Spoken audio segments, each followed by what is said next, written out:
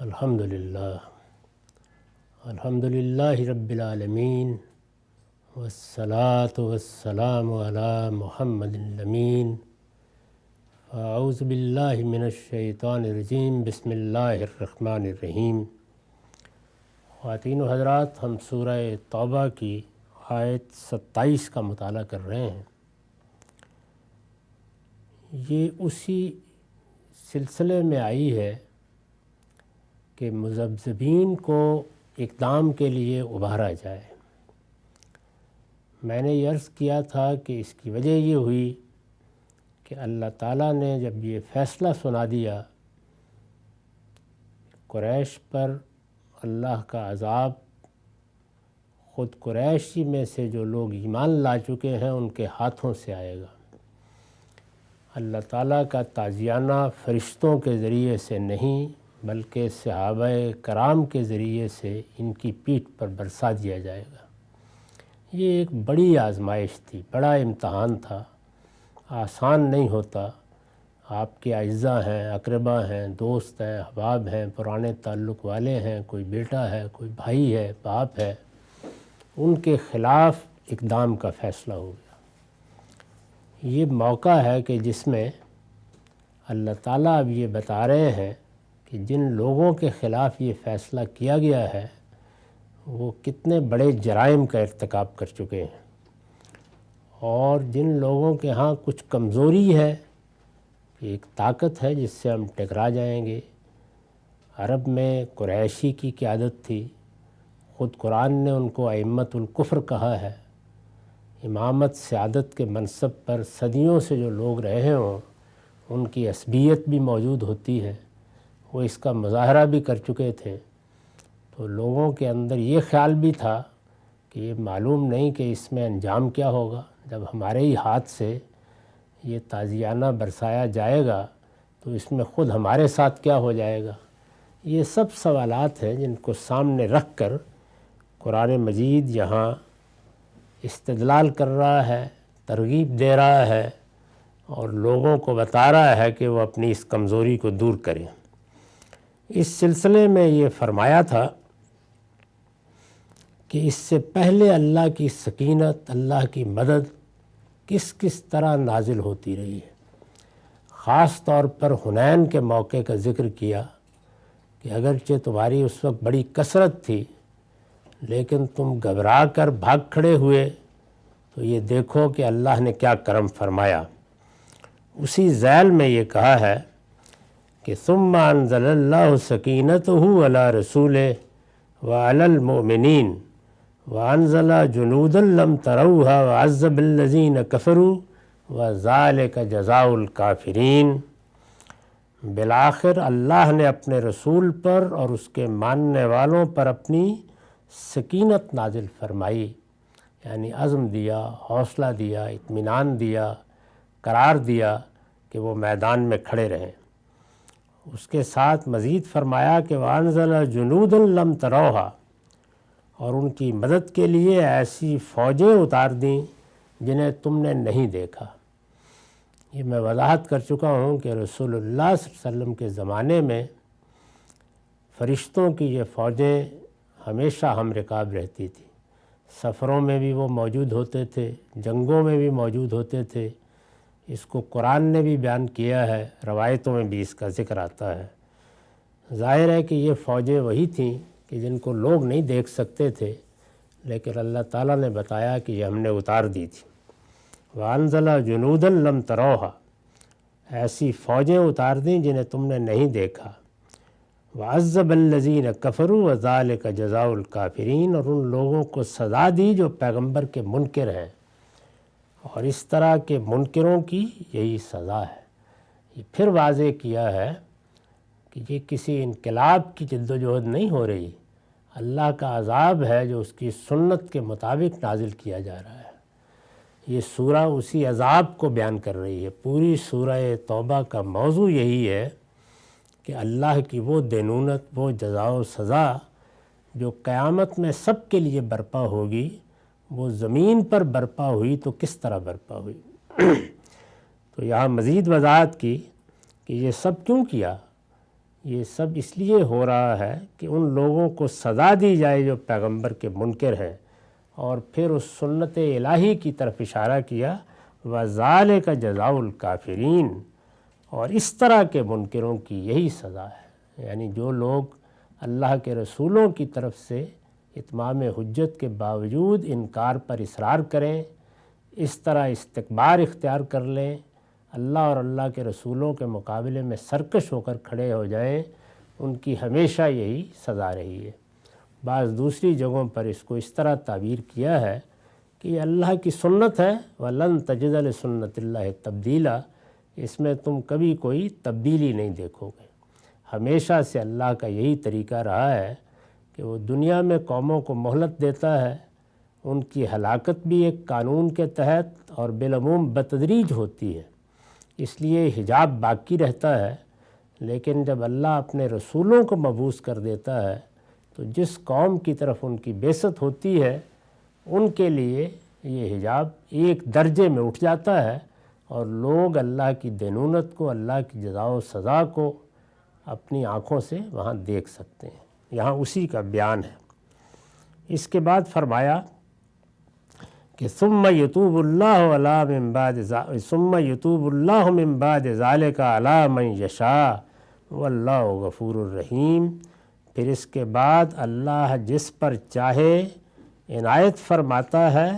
اور اسے توبہ کی توفیق بھی دیتا ہے۔ یعنی جس وقت یہ عذاب اس طرح آتا ہے تو یہ ممکن ہوتا ہے کہ اس سے کچھ پہلے جب لوگوں کو متنبہ کیا جائے تو وہ ایمان لے آئیں، یہ توفیق پائیں۔ چنانچہ یہ جانتے ہیں ہم کہ قریش کے ساتھ یہی معاملہ ہوا، یعنی جب یہ مرحلہ آ گیا تو ان کی ایک بڑی تعداد ایمان لے آئی۔ اس کو قرآن نے بیان کیا ہے کہ تم اپنی آنکھوں سے دیکھو گے کہ یدخلون فی دین اللہ افواجا۔ اس میں جو پہلی بات فرمائی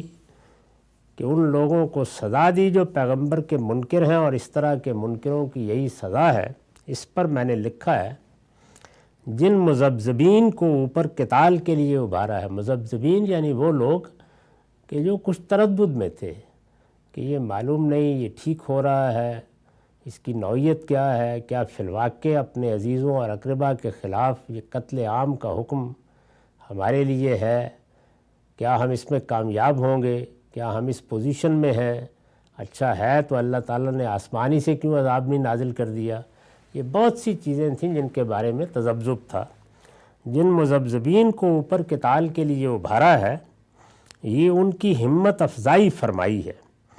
کہ جس کام کے لیے تمہیں کہا جا رہا ہے، یعنی جو مشن تمہارے سپرد کیا جا رہا ہے، جو ذمہ داری تم پر عائد کی جا رہی ہے، یہ کام،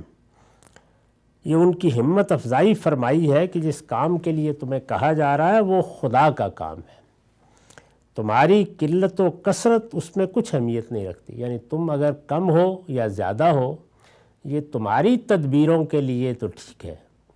لیکن جب اللہ فیصلہ کر رہا ہے تو وہ اپنے علم کی بنیاد پر فیصلہ کر رہا ہے، وہ قلت کا بھی ازالہ کرے گا اور کثرت کو بھی ملحوظ رکھے گا۔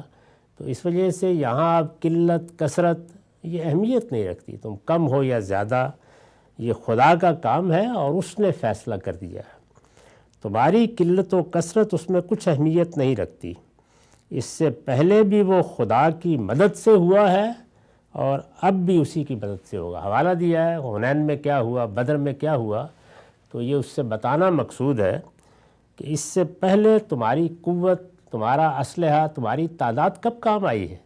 اللہ ہی نے سب معاملات کیے ہیں، اب بھی وہی کرے گا، اس پر بھروسہ رکھو۔ تم نے تقوی اختیار کیا اور ثابت قدم رہے تو وہ کسی حال میں تمہیں اپنی مدد سے محروم نہیں کرے گا۔ یہ قانون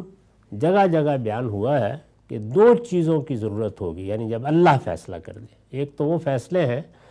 جو ہمہ شمہ اپنے اجتہاد سے کرتے ہیں، ان میں ظاہر ہے کہ بڑی غلطیوں کے امکان بھی ہوتے ہیں اور بارہا تاریخ میں ہوئے ہیں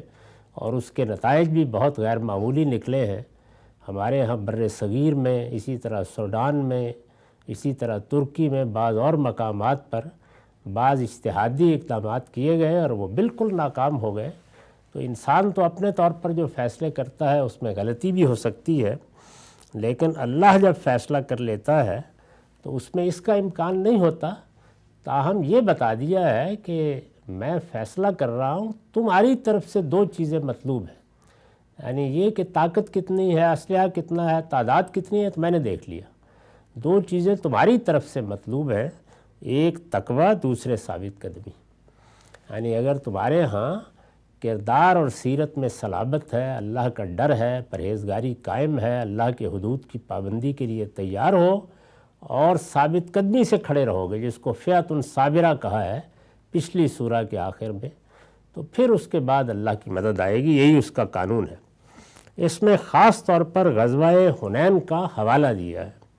یہ غزوہ فتح مکہ کے بعد شوال 8 ہجری میں مکے اور طائف کے درمیان وادی حنین میں پیش آیا تھا، یعنی مکہ فتح ہو گیا تھا، یہ اس کے بعد ایک بڑا معرکہ ہوا حنین کے مقام پر۔ یہ طائف اور مکے کے درمیان ایک وادی ہے۔ مسلمانوں کی طرف سے اس میں 12,000 فوج تھی۔ ہم یہ جانتے ہیں کہ بدر میں مسلمانوں کی تعداد کیا تھی، انتہائی کم، احد میں بھی کوئی بڑی تعداد نہیں تھی، احزاب میں تو اس پوزیشن ہی میں نہیں تھے کہ مقابلہ کر سکیں،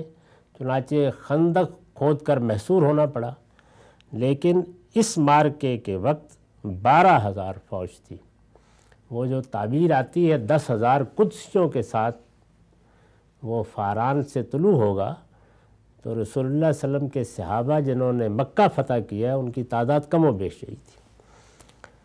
مسلمانوں کی طرف سے اس میں 12,000 فوج تھی، جسے اس وقت کے حالات میں ایک لشکر جرار کہا جا سکتا ہے، یعنی یہ بڑی فوج تھی۔ اس وقت کے حالات میں اگر آپ دیکھیں تو چھوٹی چھوٹی بستیاں تھیں، اور عام طور پر جو آبادیاں یا مقابل میں افواج آتی تھی وہ بھی چند ہزار ہی ہوتی تھی۔ یعنی قریش جب حملہ آور ہوئے ہیں تو کتنے لوگ لے کے آئے تھے؟ بدر میں 1,000 کے قریب تھے۔ 12,000 فوج تھی، جسے اس وقت کے حالات میں ایک لشکر جرار کہا جا سکتا ہے۔ دوسری طرف منکرین ان کے مقابلے میں بہت کم تھے، یعنی مقابلے میں یہ نہیں ہے کہ عرب کی کوئی پوری طاقت کھڑی تھی، قریش تو ختم ہو چکے تھے، یعنی ان کی طاقت تو مکے میں ختم ہو گئی، وہ اب اس طرح سامنے آنے کے لیے تیار نہیں تھے۔ یہ بنی اسماعیل کے یا دوسرے بعض قبائل تھے کہ جنہوں نے اس موقع کے اوپر سرنڈر کرنے سے یا اطاعت قبول کرنے سے انکار کر دیا۔ دوسری طرف منکرین ان کے مقابلے میں بہت کم تھے، لیکن اس کے باوجود قبیلہ حوازن کے تیر اندازوں نے ان کا منہ پھیر دیا، یعنی اتنی عمدگی سے وہ لڑے اور اس طرح تیر اندازی کی کہ مسلمان بالکل پیچھے ہٹ گئے، مقابلہ نہیں کر سکے، اور مسلمان شکست کھا کر بھاگ کھڑے ہوئے۔ اس کی وجہ یہ ہوئی،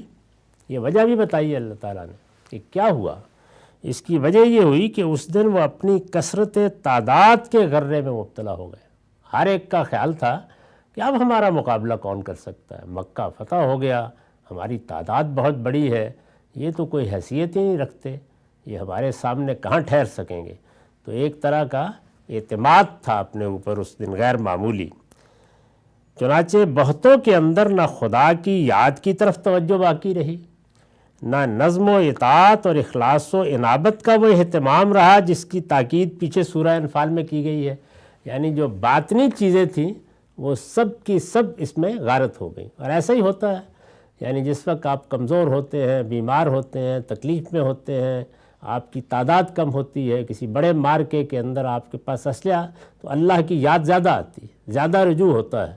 یہ انسانی فطرت ہے، اس کی نفسیات ایسی واقع ہوئی ہے۔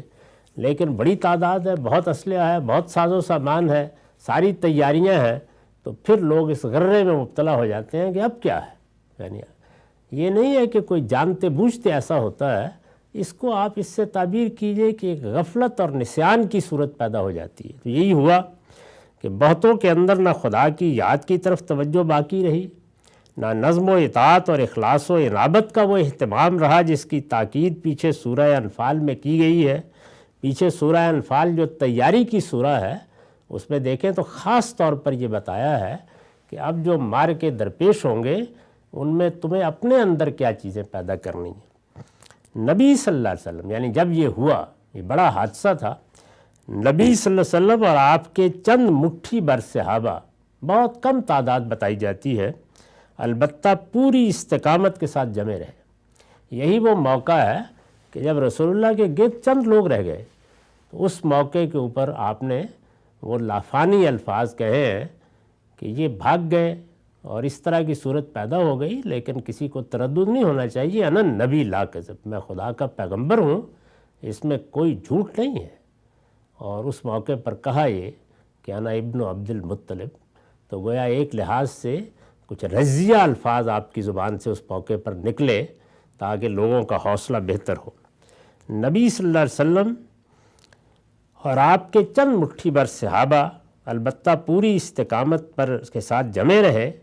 چنانچہ انہی کی برکت سے اللہ تعالیٰ نے کچھ تذکیر و تنبیہ کے بعد مدد فرمائی اور بالآخر فتح حاصل ہو گئی، یعنی صورتحال پھر تبدیل ہو گئی۔ اس کا حوالہ دیا ہے یہاں اللہ تعالیٰ نے، یعنی یہ بتایا ہے کہ یاد کرو اس وقت کیا ہوا تھا، تم کس طرح اپنی تعداد کی کثرت کے غرے میں مبتلا ہوئے تھے، کس طرح بھاگ نکلے تھے، کیسی شکست ہو گئی تھی، اس کے باوجود کہ تمہاری تعداد زیادہ تھی، پھر اللہ نے مدد کی، اس کے فرشتے آئے اور کس طریقے سے تم بھی لوٹے اور کیسے اللہ نے سکینت نازل فرمائی۔ تو یہ تعبیر اس لیے اختیار کی گئی تاکہ لوگ حوصلہ کریں اور وہ یہ سمجھیں کہ یہ اللہ کا کام ہے۔ ان کی ذمہ داری یہ ہے کہ وہ پورے حوصلے، پوری ہمت کے ساتھ اپنے اندر وہ صفات پیدا کریں جو اللہ کی مدد کے لیے ضروری ہے۔ تو ارشاد فرمایا کہ یہ صورت ہے، اور آخر میں یہ بھی بتا دیا، یہ وہی مضمون ہے جو اوپر آیت 15 میں گزر چکا ہے، کہ اس کا بھی اطمینان رکھو، اگر تمہارے رشتہ دار، تمہارے اعزاء، تمہارے دوست اپنے دل میں کچھ بھی احساس رکھتے ہوں گے، ان کے اندر کوئی ایمان کی رمق ہوگی، وہ کوئی صحیح بات سننے کے لیے تیار ہوں گے، انہوں نے اپنے باطن میں سرکشی اختیار نہیں کی ہوگی بلکہ حالات کی وجہ سے آگے نہیں بڑھے، تو اللہ ان کو توبہ کی توفیق بھی دے گا۔ ثم یتوب اللہ من بعد ذالک علی من یشاء واللہ غفور الرحیم، اس کا بھی اطمینان رکھو، یعنی کوئی ایسا شخص اس موقع کے اوپر عذاب کی زد میں نہیں آئے گا جس کے باطن میں صلاح و فلاح ہے، اور جو آگے بڑھے گا اس طرح کے سب لوگوں کو اللہ تعالیٰ توفیق دے گا کہ وہ توبہ کریں گے، ایمان لائیں گے اور پیغمبر کو مان لیں گے۔ یہ مضمون وہی چلا آ رہا ہے پیچھے سے کہ ایک طرف مشرکین ہیں، دوسری طرف اہل کتاب ہیں، اب وہ بھی زیر بحث آنے لگے ہیں، تو ان کے ساتھ اللہ تعالیٰ نے جزا کے اس مرحلے میں یا سزا کے اس مرحلے میں کیا معاملہ کرنے کا فیصلہ سنا دیا ہے۔ اسی ذیل میں اب بات آگے بڑھ رہی ہے۔ فرمایا یا ایھا الذین آمنوا انما المشرکون نجس فلا یقربوا المسجد الحرام بعد عامہم ھذا، ایمان والو یہ مشرکین، یعنی یہ مشرکین جنہوں نے دین شرک کو اختیار کیا، دین شرک پر اصرار کیا، اللہ کے پیغمبر کی بعثت کے باوجود، اللہ کی تنبیہ کے باوجود، قرآن کے نزول کے باوجود ماننے کے لیے تیار نہیں ہوئے، اب یہ اپنے باطن میں سوائے استکبار کے اور کچھ نہیں رکھتے، یعنی کوئی اندر تردد نہیں ہے، کوئی تذبذب نہیں ہے، اصل میں اندر انسان کے وجود کی غلاظت ہے کہ جو استکبار کی صورت میں، کبھی حسد کی صورت میں، کبھی کینے کی صورت میں، یعنی یہ غلاظتیں تو وہ ہیں نا جو مادی غلاظتیں ہیں، جو اوپر سے آتی ہیں، کہیں کپڑوں پہ لگ گئیں، کہیں بدن پر لگ گئیں۔ ایک غلاظت وہ ہے جو اخلاقی رذائل کی غلاظت ہے، اس میں سب سے بڑی غلاظت اور سب سے بڑی نجاست استکبار ہے۔ وہ قرآن نے بتا دیا ہے کہ اگر باطن میں تکبر ہے، باطن میں سرکشی ہے، باطن میں اصرار ہے کہ حق جیسے بھی ہو مجھے نہیں ماننا، تو قرآن مجید ان باطنی چیزوں کے بارے میں بھی نجاست کا لفظ استعمال کرتا ہے۔ ایمان والوں یہ مشرکین بالکل ناپاک ہیں، لہٰذا اپنے اس سال کے بعد یہ مسجد حرام کے پاس نہ پھٹکنے پائیں۔ پہلے کیا کہا تھا، ایک مرتبہ پھر تازہ کر لیجئے، 4 مہینے کی مہلت ہے، تمام معاہدات ختم کر دیے گئے ہیں، اس کے بعد دار و گیر شروع ہو جائے گی۔ جن لوگوں تک یہ 4 مہینے کی مہلت کا الٹیمیٹم نہیں پہنچا، ان کے لیے حج کے موقع پر عرفات کے میدان میں اعلان کیا جائے گا۔ اس اعلان کے موقع پر چونکہ حرام مہینے ہوں گے، 50 دن کی مزید مہلت ملے گی، اور جب اس کے بعد محرم ختم ہو جائے گا تو پھر اس حکم پر عمل شروع کر دیا جائے گا۔ یہ بھی بتا دیا گیا تھا کہ جن لوگوں کے ساتھ موقت معاہدے ہیں وہ اس مدت تک پورے کیے جائیں گے، الا یہ کہ ان کی طرف سے معاہدے کی خلاف ورزی ہو جائے۔ یہ بھی واضح کر دیا گیا تھا کہ اگر کوئی شخص آگے آ کے یہ کہتا ہے کہ مجھ تک دعوت نہیں پہنچی تو اس تک دعوت پہنچائی جائے گی، اس کو سوچنے کا موقع دیا جائے گا، اور یہ مدت ختم ہونے سے پہلے اس کے خلاف بھی کوئی اقدام نہیں کیا جائے گا۔ یہ سب چیزیں اس سے پہلے واضح کر دیں۔ اب یہ سوال پیدا ہوا کہ اس عرصے کے دوران میں ظاہر ہے کہ ابھی مشرکین حرم میں بھی آ رہے تھے، حج بھی کر رہے تھے، دوسرے سب معاملات بھی ہو رہے تھے، تو فرمایا کہ اس سال کے بعد، یعنی اب نہیں آئیں گے، اب ان کے لیے راستہ بند ہو گیا۔ اس ساری بات کو اسی سیاق میں سمجھیے، یعنی یہ وہ لوگ تھے کہ جن پر پیغمبر نے اتمام حجت کیا، اللہ کی سزا کا فیصلہ ہوا، سزا سے پہلے تعلقات توڑنے کا حکم دے دیا گیا، روابط ختم کر دیے گئے، دوستیوں کو بھی ختم کرنے کے لیے کہہ دیا گیا، اور اب اس کے بعد جب آخری فیصلہ سنایا ہے تو ان کے لیے مسجد حرام کے دروازے بھی بند کر دیے گئے۔ ایمان والوں، یہ مشرکین بالکل ناپاک ہیں، یعنی یہ مشرکین، لہٰذا اپنے اس سال کے بعد یہ مسجد حرام کے پاس نہ پھٹکنے پائیں۔ اس سال تک مہلت ہے، اس سال کے بعد یہ نہ حج کے لیے آ سکیں گے نہ عمرے کے لیے۔ پھر ظاہر ہے کہ آئیں گے کیوں؟ کیونکہ محرم کے گزرنے کے بعد قتل عام کا جو حکم پیچھے دیا گیا ہے اس پر عمل ہوگا یا ایمان لائیں گے۔ دو ہی صورتیں باقی رہ گئی تھیں، جس کو ہمارے ہاں قدیم مفسرین اس طرح بیان کرتے ہیں کہ ان کے لیے تلوار اور اسلام ہی میں انتخاب تھا اور کوئی چیز نہیں تھی۔ اس پر یہ حاشیہ ہے، جس اعلان برات سے سورہ کی ابتدا ہوئی ہے، اعلان برات یعنی جس میں بتایا گیا کہ تعلقات ختم، معاہدات ختم، اب عذاب کا موقع ہے، یہ بات ساری یہاں پہنچ گئی ہے، تو اس کو اعلان برات کہا جاتا ہے۔ سورہ کی ابتدائی برات من اللہ و رسولہ اس لفظ سے ہوئی ہے، اور یہی وجہ ہے کہ اس کا نام سورہ توبہ بھی ہے اور سورہ برات بھی ہے۔ جس اعلان برات سے سورہ کی ابتدا ہوئی ہے یہ اسی کی تکمیل ہے، یعنی جس اعلان کو ہم نے ابتدا میں دیکھا اب گویا اسی کو یہاں تک پہنچا دیا ہے کہ یہ اب حج و عمرہ کے لیے بھی نہیں آ سکتے۔ جس اعلان برات سے سورہ کی ابتدا ہوئی ہے یہ اسی کی تکمیل ہے۔ مطلب یہ ہے کہ مشرکین عقیدے کی جس نجاست میں مبتلا ہیں اس کے ساتھ یہ حج و عمرہ کے لیے بھی حدود حرم میں داخل نہیں ہو سکتے۔ بیت اللہ توحید کا مرکز ہے، اس میں اب ان میں سے کسی مشرک کا داخل ہونا گوارا نہیں کیا جا سکتا۔ خدا کے پیغمبر کی تکذیب کے بعد، یعنی خدا کے پیغمبر کو جھٹلا دینے کے بعد ان کے لیے اسلام ہے یا تلوار۔ تاہم معاہدات کی مدت پوری کرنے کے لیے کسی کو مہلت بھی دی گئی ہو تو اس سال کے بعد اسے حرم میں آنے کی اجازت نہیں ہوگی، یعنی جن کے لیے مہلت بھی ہے کہ معاہدہ ہے، پورا کرنا ہے، ہو سکتا ہے کہ اس میں کچھ وقت لگے، لیکن پھر حرم میں یہ اب داخل نہیں ہوں گے۔ یہ حکم یعنی یہ جو ارشاد فرمایا ہے یہ حکم ظاہر ہے کہ انہی مشرکین کے لیے تھا جن کے شرک کی نجاست ان پر اتمام حجت کے درجے میں واضح کر دی گئی تھی۔ اس کا ان لوگوں سے کوئی تعلق نہیں ہے جو ان کے بعد یعنی ان مشرکین کے بعد جن پر رسول اللہ نے اتمام حجت کیا اب توحید کے اس مرکز کو دیکھنے اور اس کی دعوت کو سمجھنے کے لیے وہاں جانا چاہتے ہیں۔ یعنی اس وقت جو پابندی لگائی گئی ہے وہ اسی طرح کی پابندی ہے جیسے ہمارے ہاں قرآن مجید میں جو خصوصی احکام ہیں ان کی تعمیم کی وجہ سے بعض لوگ پابندیاں بھی لگاتے ہیں اور اقدامات بھی کرتے ہیں۔ ہمارے فقہا میں سے جلیل القدر بعض فقہا نے اس کو بالکل ٹھیک سمجھا ہے کہ اس کا کوئی تعلق بعد کے لوگوں سے نہیں ہے۔ وہ آئیں، توحید کے اس مرکز کو دیکھیں، حج کے موقع پر آئیں، عمرے کے موقع کے اوپر آئیں، ان کے راستے بند نہیں کیے جائیں گے۔ رسول اللہ کے زمانے میں، صحابہ کے زمانے میں ایسی کوئی پابندیاں نہیں تھیں۔ یہ اعلان جن کے لیے کیا گیا تھا، جن کے لیے یہ اس عذاب کا ایک حصہ تھا، وہ معاملہ ختم ہوا۔ اب یہ توحید کا مرکز پوری دنیا کے لیے توحید کی دعوت کا مرکز ہے، تو اس وجہ سے اب اس طرح کی پابندیاں لگانا بالکل بے معنی ہے۔ یہ ویسی بات ہے جیسے اس سورہ کے بعد دوسرے احکام کو لوگ عام کر بیٹھے ہیں، اس کو بھی اسی طرح انہوں نے عام کیا ہے۔ اس کے بعد ارشاد فرمایا کہ یہ اس سال کے بعد مسجد حرام کے پاس نہیں آئیں گے۔ اب جیسے ہی یہ بات کہی جائے گی تو اس کا مطلب کیا ہے؟ اس کا مطلب یہ ہے کہ دنیوی اعتبار سے اس کے بعد نتائج نکلیں گے، اور وہ یہ کہ یہ تجارت کا بہت بڑا موقع ہوتا تھا، اس میں کمایا کھایا جاتا تھا، دنیا تو ساتھ ساتھ چلتی ہے، کسی طرح بھی اس کو روکا نہیں جا سکتا،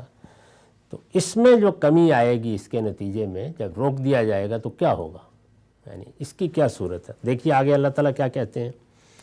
ایمان والوں یہ مشرکین بالکل ناپاک ہیں، لہٰذا اپنے اس سال کے بعد یہ مسجد حرام کے پاس نہ پھٹکنے پائیں، فلا یقربوا المسجد الحرام بعد عامہم ھذا وَإِنْ خِفْتُمْ عَيْلَةً فَسَوْفَ يُغْنِيكُمُ اللَّهُ مِنْ فَضْلِهِ إِنْ شَاءَ إِنَّ اللَّهَ عَلِيمٌ حَكِيمٌ۔ اور اس کے نتیجے میں اگر تمہیں تنگ دستی کا اندیشہ ہے،